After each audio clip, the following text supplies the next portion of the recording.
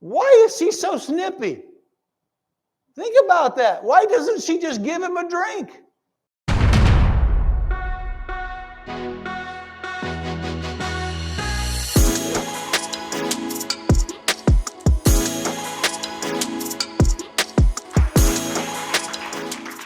Good to have you here. Good to have you joining us online. We're going to look in our Bibles in just a moment to 1 John chapter 5 and the second message of the series, The Fear at Jacob's Well.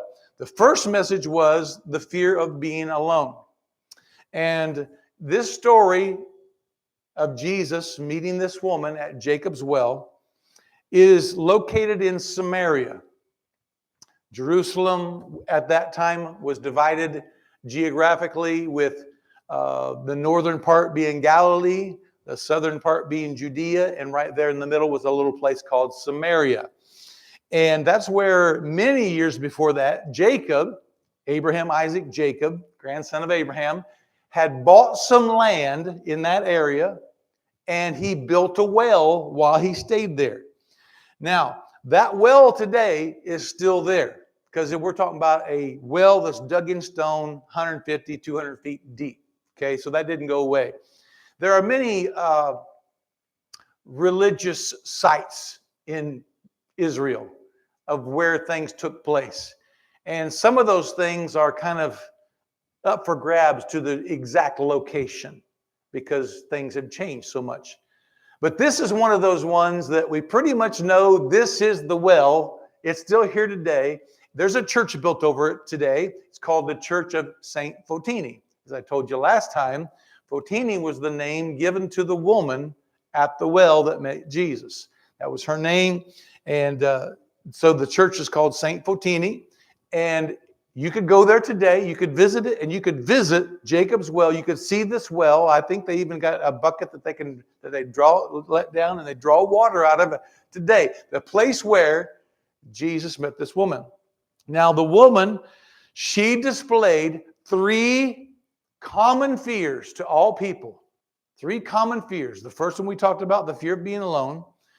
And today, we're going to be talking about a different one. Now, you might say, the fear of being alone. I don't really think that message applied to me. I don't really have the fear of being alone. But after you hear today and you hear the next message of this three-part series, you're going to realize you do have the fear of being alone, and you've got to overcome it. Fear is the opposite of faith. So let's look here in 1 John chapter 5, verse 4. Fear is not faith.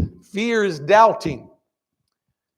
Verse 4 of 1 John chapter 5 says this, "For whoever is born of God overcomes the world, and this is the victory that has overcome the world, our faith."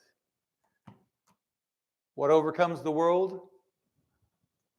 Our faith. It's our faith in Jesus Christ. It's got to be our faith that does it.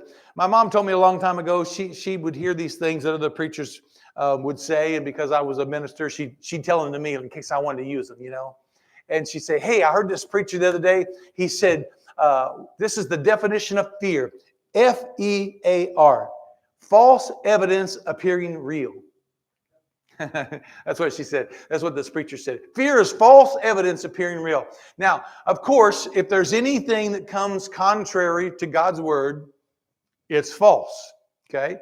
So if God tells you something he's going to do for you and the devil comes along and says that's not going to happen, then that's false. That's could bring fear, so false evidence appearing real. Now that's, I guess, partially true, okay? Because those preachers, they like to come up with all these kinds of things that are cute and they preach real well.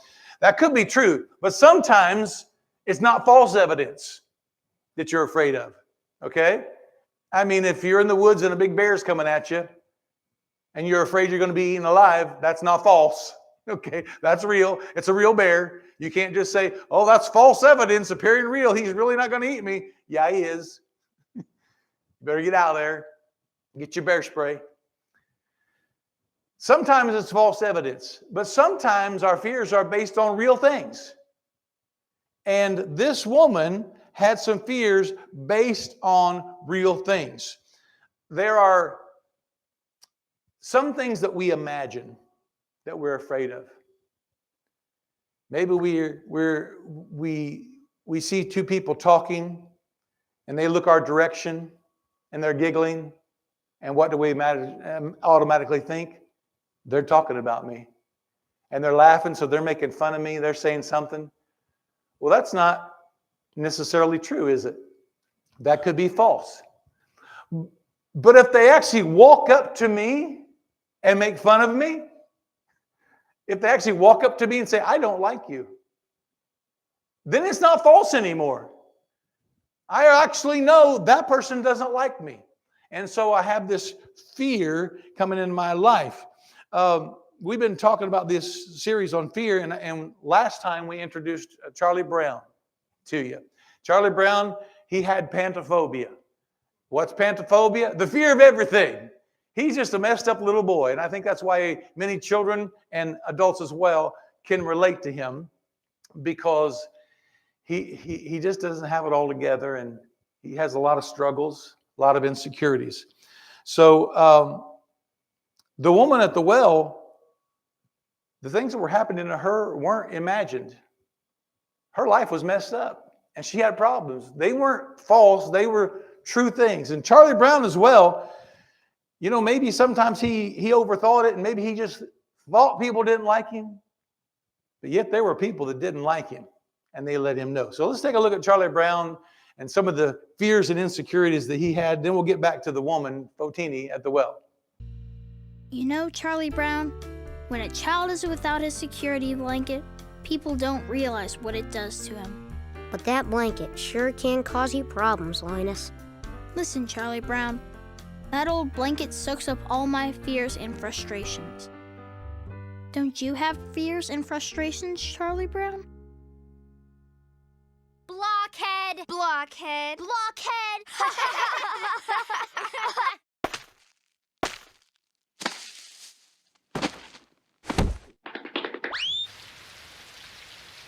Here comes old Charlie Brown.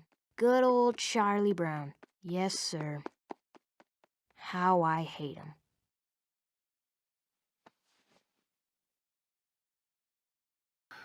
Yeah, Charlie Brown, he kind of felt like maybe he needed a security blanket. Charlie Brown wasn't, if you watched the cartoon, he wasn't treated that well sometimes, right? Never could kick the football. Got knocked off the pitcher's mound every time he tried to pitch. Somebody hit the ball right back at him. Couldn't fly a kite. Always got it caught in the tree. His own dog laughed at him all the time. And, of course, we all know the Charlie Brown Christmas special when old blockhead Charlie Brown couldn't even pick out a Christmas tree. Picked out an old scraggly Christmas tree and got laughed at and mocked and rejected and had to leave the play. Charlie Brown was tormented all the time of these thoughts and never had any self-confidence because of it. 1 John 4:18 says this, there is no fear in love, but perfect love casts out fear, because fear involves torment. Perfect love casts out all fear. Charlie Brown needed to have people around him that loved him unconditionally, instead of calling him names and talking about him behind his back, instead of pulling the football away from him as he tried to kick it. So we want to talk today about this woman whose fears, like Charlie Brown's, were real. They weren't imagined. They were real. People really didn't treat Charlie Brown very good, and this woman didn't get treated very well either. Now, I'm not going to read the whole story again of the woman at the well, but let's kind of recap. Jesus and his disciples, they go to Samaria. They arrive at Jacob's well. The disciples go into town to buy some food. Jesus sits down on the well, and a woman comes to Jesus to draw water. Okay? So let's just read that in verse 6 and 7, and maybe we'll recap a little bit more of it later. So John chapter 4, verse 6 and 7, it says, now Jacob's well was there in Samaria. Jesus, therefore, being wearied from his journey, sat thus by the well. It was about the 6th hour. A woman from Samaria came to draw water. Jesus said to her, give me a drink. Now, how many know that the Word of God is inspired, and that if it's in there for a reason? Now, what does it matter what time it was? Why did it even matter that we put in here that John wrote down it was about the 6th hour? Now, what is the 6th hour? The 6th hour was about noon. Okay? Time reckoning, the Roman calendar, the Roman chronology was about 6 in the morning was the first hour. And you counted 1, 2, 3, 4, 5, 6. That took you to noon. And then all the way to 6 p.m. gave you your 12 hours of the day, roughly. So it was about noontime when Jesus sat at the well and asked for a drink. Now, why does that matter? Well, it matters because women of those days did not go to the well at noon. Women of those days would go draw all the water for the day's needs in the morning. Number one, it was cooler in the day to go draw the water. How many knows when it's really hot outside? Morning time's a lot nicer than middle of the heat of the day. They would go early, and practically it was a good reason to do it because you could get all the water you needed for the whole day. You didn't want to have to get a little bit of water or run out of water at noontime. You're trying to do things, you're trying to clean, you're trying to cook, meals, boil, those kinds of things, and you don't have water and you got to go to the well. So you get all the water that you think you can need that day in the morning times. And then sometimes maybe later in the evening they would go back and get some more water for the rest of the evening or throughout the night. But most of the water was gathered at the beginning of the day. Not at the heat of the day, not when the day was so busy that I got to stop what I'm doing and go get water. That's not how you did it. So why was this woman, and she was by herself, just her and Jesus, why is she drawing water at the well by herself? Why didn't she come in the morning when all the other women of the city would be there? Well, I think we can infer some things here about her. As we learned last time, tradition tells us that she was not a very faithful woman to her husbands, that she was considered an adulteress. And Jesus had explained to us that not only had she had 5 husbands, now she's just living with a guy. Okay? So that tells us a little bit about her character, that she's just shacking up with a guy, that she's willing to live with someone. Obviously, we know those are in direct violation of God's commands for the Jews and the Samaritans who also claim to worship God, the same God. So she likely came at noon to avoid being around the other women, to avoid the conflict. Now listen, if you're a lady and you are married, you've got a man in your life, or maybe you've even got sons, and this woman in your town is known for cheating on her husband, known for sleeping around, known for trying to lure men to her bedroom, you're probably not going to like her very much. You don't want her around your husband. You don't want her around your boys, your brothers. And so there was probably a conflict with her, and they probably didn't want to be around her, and obviously she probably didn't want to be around them because they may have called her out on these things. Oh, there's so-and-so. She's a that. And people even today are not very subtle sometimes in the way they talk about people. They'll let you know what they think about you. And, you can try to do things to get people to like each other, but they're either going to like each other or not like each other. People try to, businesses try to do team building, icebreakers and team building and all these kinds of things. But if there's 2 people that don't like each other, then no game going to fix that. And she came probably because of the conflict she had with all the other women in the town. Now, we saw from our video that Linus was dealing with his fears and insecurities by carrying his security blanket. He always carried that blanket, right? And so Charlie Brown's telling him, that blanket, carrying that blanket's going to get you made fun of a lot. People not going to think much of you. He said, well, it absorbs all my fears and insecurities. So that's how Linus, and then Charlie Brown grabs Linus's shirt and begins sucking his thumb. That's how they, as children, were thinking, this is how I deal with these problems in my life. Well, I guess it'd be kind of nice if we could just carry a blanket and suck our thumb and then make all of our problems go away. But that's not going to work, is it? I mean, all of us pastors would have a blanket on our shoulder and be sucking our thumb during all the messages just to try to calm ourselves. The woman, how did she deal with these things? She avoided them. Today's topic is not the fear of being alone, as the first one was. Today is the great fear she had of being rejected. We all have experienced the fear of being rejected. She didn't want to be rejected, so the way she dealt with that fear was to avoid a situation where she could be rejected. You know, if she were to go to the well in the morning and somebody says, look at that, so-and-so, and says it loud enough for her to hear it, how's that going to affect her entire day? It's going to be thinking about it all day long, right? It's going to be miserable all day long. But if she avoids those people, she doesn't have to hear that. And she can kind of cope with the day and enjoy the day the best way she can. So a lot of times the way people deal with the fear of rejection is by avoiding the situation or circumstance where they can be rejected. Same way we deal with a lot of our fears, right? I have a fear of flying, I'm not going to fly. If I have a fear of snakes, I'm going to stay away from where snakes are at, right? If I have a fear of heights, I'm not going to go up in tall buildings. If I have a fear of being rejected, I'm going to stay away from places where I can be rejected. It's just self-preservation in mode in our lives.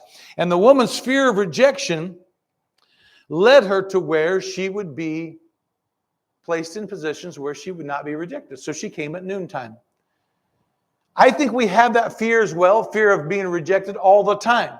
As I mentioned earlier, the fear of rejection is directly tied to inviting somebody to church. We're afraid of what they might say. Now, I've invited lots of people to church, and I've never had anybody get in my face and say, why are you inviting me to church? Or get out of here, leave me alone. On the contrary, most of them thank me for inviting them to church. Now, they may not come, but they're very polite. They're very respectful. But the fear is, if you invite somebody to church, they're just going to reject you. Well, they wouldn't be rejecting you anyway. They would be rejecting Jesus if you invited them to church.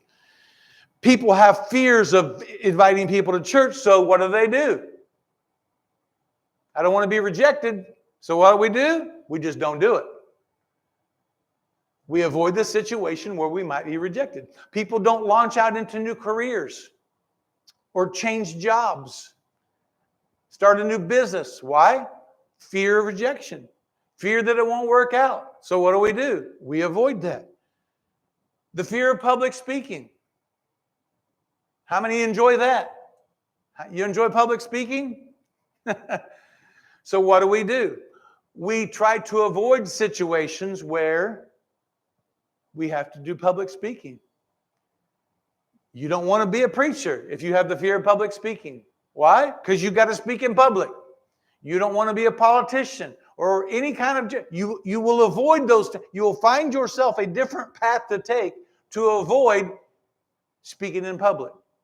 There were people in school when it came time to give speeches. Remember speech class? You remember that? You had to write a speech and give it in front of your whole class. But you were so terrified of what they might think. Some people skipped out of school that day. No, I'm not going to do it. They would get sick. There are all kinds of ways to avoid the fear of to give public speaking. Have you ever noticed that when it comes to relationships between boys and girls and men and women, that a lot of relationships began or will begin with a third party? Very rarely is it a guy walking up to a girl and initiating a relationship. Usually, what is it? It's her friend or his friend working behind the scenes. Let's find out if this person maybe would want to go out with me. Hey, she seeing anybody? Not that I know of. Well, go find out. Your friend goes and does some talking. No, she's single. Okay. Well, I wonder if she'd want to go out with me. Go ask her. I'm not going to go ask her. Find out. And there's all this back stuff going on. Why is that? Why do I want to know? I want to know what she will say if I ask her out before I ask her out. Why do I want to know that?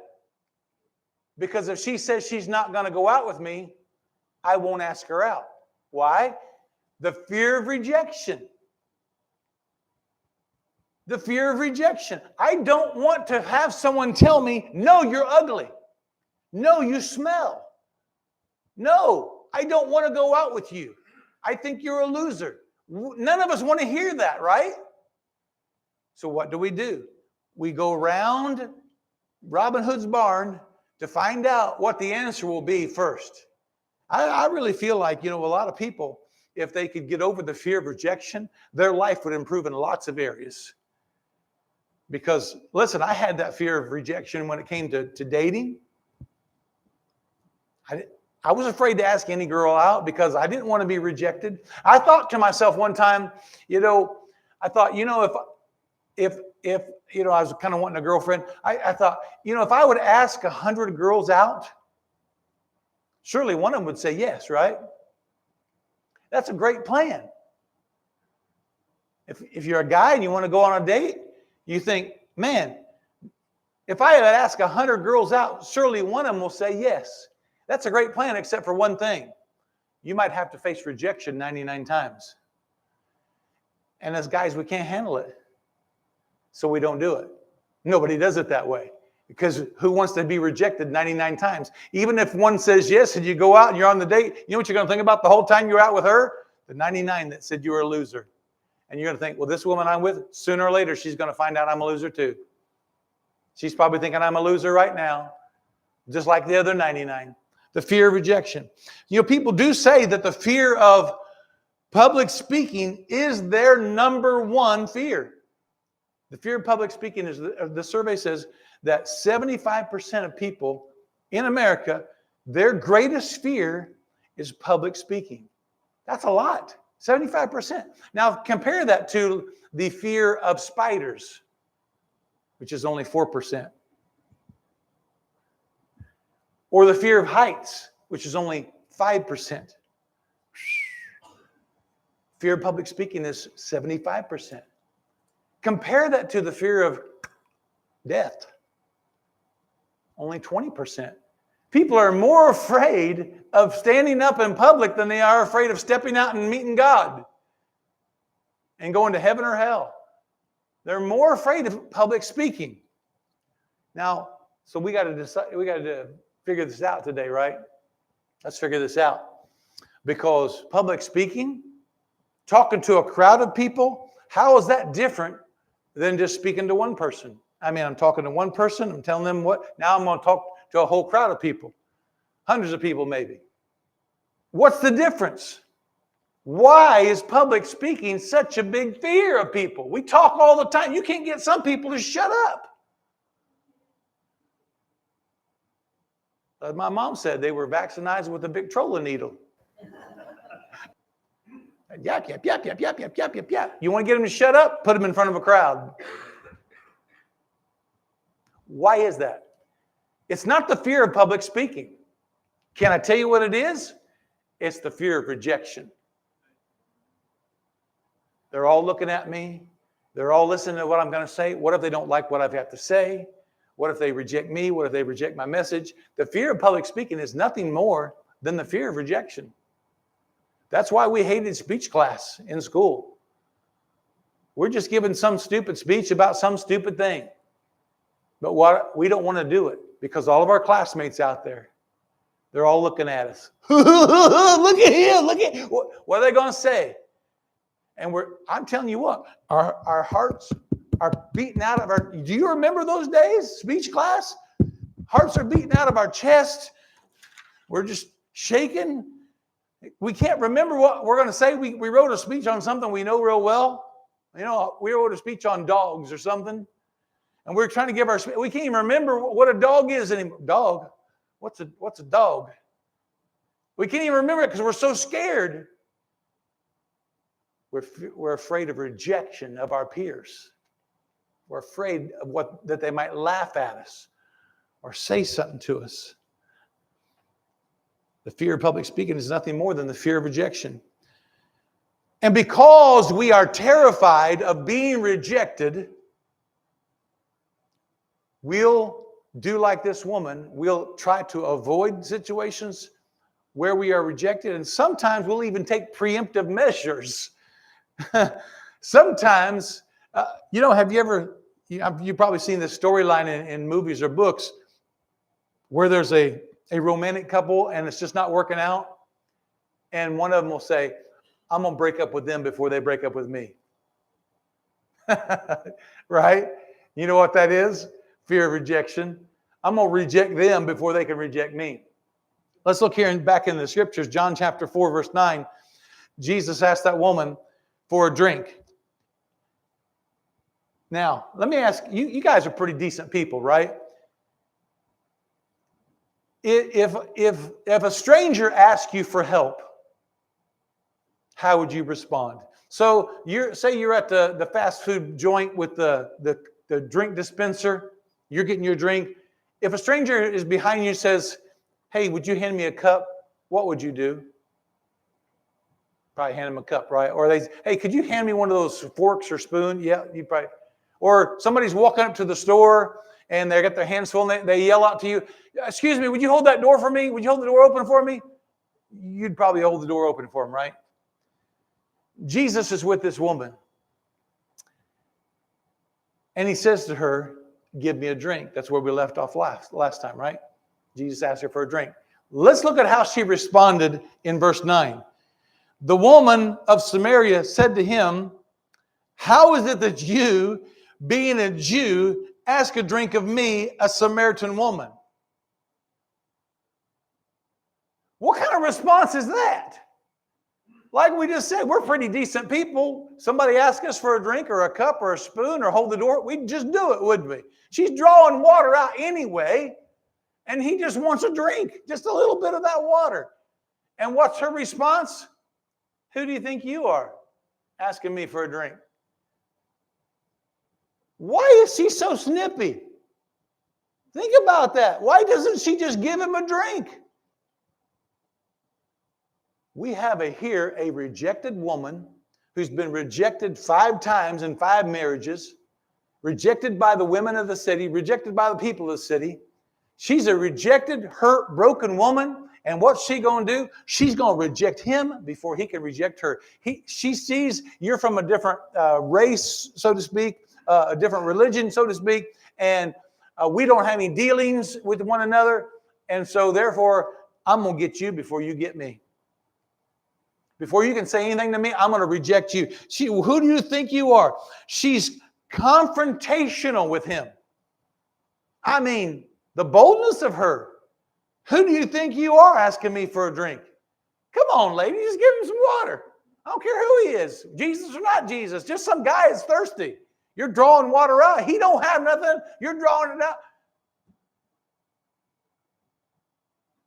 She has been rejected so much, she preemptively is rejecting people. Building up walls. You ever seen that? Somebody been hurt so many times, that's it.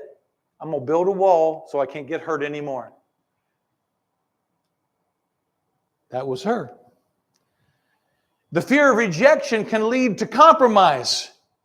We will compromise what we know is right. We will compromise our values. We will compromise all kinds of things to avoid being rejected. I've made lots of mistakes in the ministry, lots of them. I'm surprised I didn't get a good amen on that one. But I remember some mistakes I've made.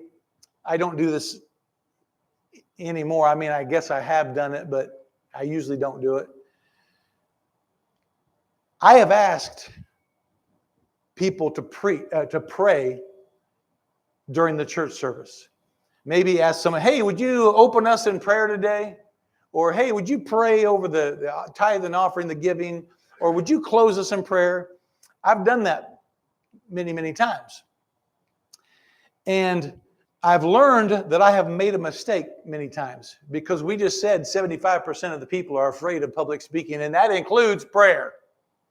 Maybe even more so. Maybe they might stand up and give an announcement more likely than they would stand up and pray in front of the whole church. Because, wow, what if I don't pray good? Now, I don't even know what that means. Religious people have ideas of that because they'll say to someone, boy, you really prayed well. Like, what's that mean? I mean, you're just talking to God and asking him for something or telling him something, and I don't understand how we grade prayers. Someone who's very eloquent is a good prayer, and someone who's not eloquent is not a good prayer. No, that's not how it works. The old guy just knelt down and beat his chest and said, Lord, be merciful to me, a sinner. That wasn't very eloquent, but it worked. And I have made the mistake of asking somebody, hey, brother so-and-so, would you pray over the offering? And I look like a complete idiot and a complete fool in front of the whole church because that person says, no. No, I won't. And then I'm looking at them and I'm like, well, come on. And they're like, no, no. And they walk out.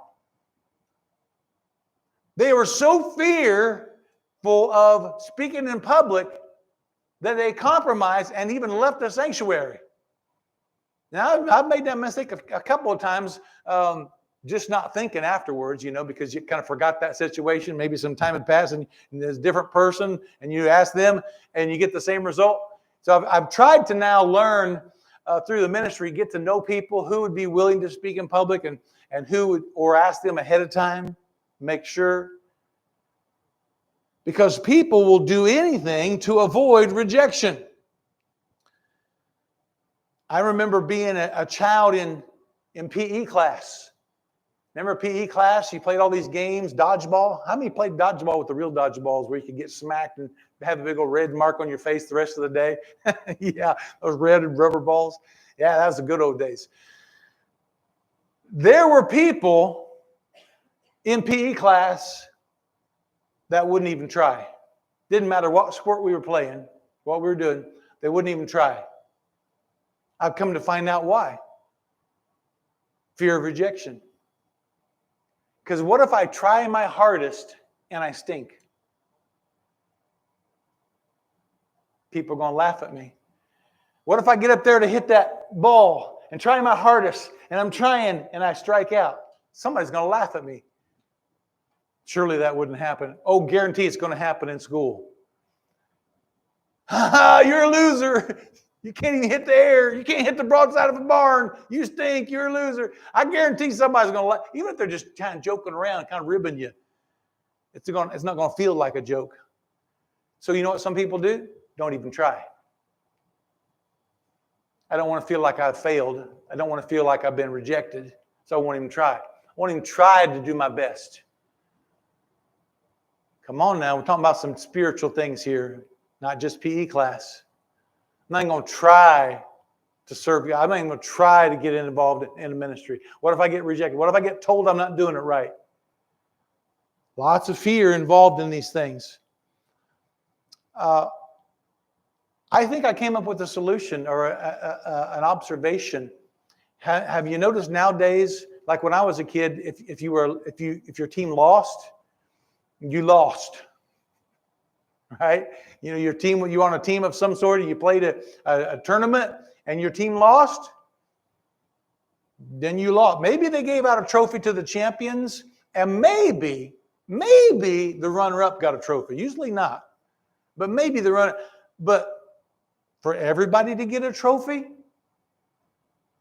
no, that was unheard of when we were kids, right? I mean, if you lost, you lost. You just dealt with it. You might go home crying. We lost the championship game by 1 run or 1 basket. You know, my dad would say, that's just the way it is. Doesn't matter if you lost by 1 point or 100 points, you're still lost. Like, okay, just deal with it, right? You're learning to deal with rejection. But nowadays, everybody gets a trophy, right? First place team gets a trophy, it's this big. Last place team gets a trophy, it's this big. It's the same trophy. You know why that is? This is my observation. I could be wrong, but this is my observation from this message today. Parents who have the fear of rejection have placed that upon their children so their children won't have to face rejection, even if they failed, so everybody gets a trophy. It's because of the fear of rejection. We don't want to be rejected. We know what it was like, so we don't want our kids to feel that. No, they can't feel what it's like to lose. The fear of rejection. Now, this woman, she had been rejected. Her marriages, 5 of them, had ended. That's not a good track record. Okay? Let's assume that that wasn't 5 guys that passed away. Let's assume probably accurately that they all ended in divorce. Because she's living with a guy. Did you know some people are afraid of being rejected in marriage? Yeah. I mean, that's a pretty big step too, by the way. You know, I suggest if you're afraid of being rejected, make that proposal private. Okay? Don't put it on the internet. Don't put it on the Jumbotron at the stadium, because you've seen some of those, right? The guy says, will you marry me? And she's like, no. We sometimes look at statistics and we think things are moving in a positive direction. But statistics are a funny thing. You've got to be real careful, especially when a politician gives you statistics, okay? Because they'll pick and choose. But one thing that people like to talk about is the divorce rate. And did you know that a lot of times the divorce rate here recently has gone down? Oh, that's a great thing, isn't it? But nobody's getting married. People are just shacking up instead of getting married in a lot of cases. So therefore, there's no divorce, because divorce means rejection.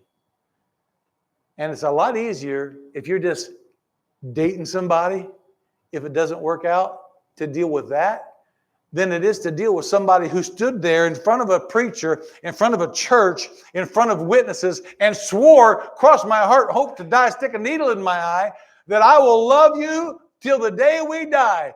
And then they walk out on you. That's rejection. That's actually, a psychologist will tell you that is one of the deepest pains you can feel. It's even deeper than the pain you feel from losing a loved one. Because the pain from losing a loved one who passes away is, they didn't have a choice, They just got old and passed away and they had to go. But when someone chooses to walk away from your life, the pain you feel from that rejection. So you know what? How do you do that? How you deal with that? You just don't get married. Just avoid it. Let's just live together. This woman had been rejected 5 times, and you know what she says now? Let's just live together. Let's not even get married. 5's enough. I don't want to have 6 divorces or 7 divorces or 8 divorces. Let's just live together.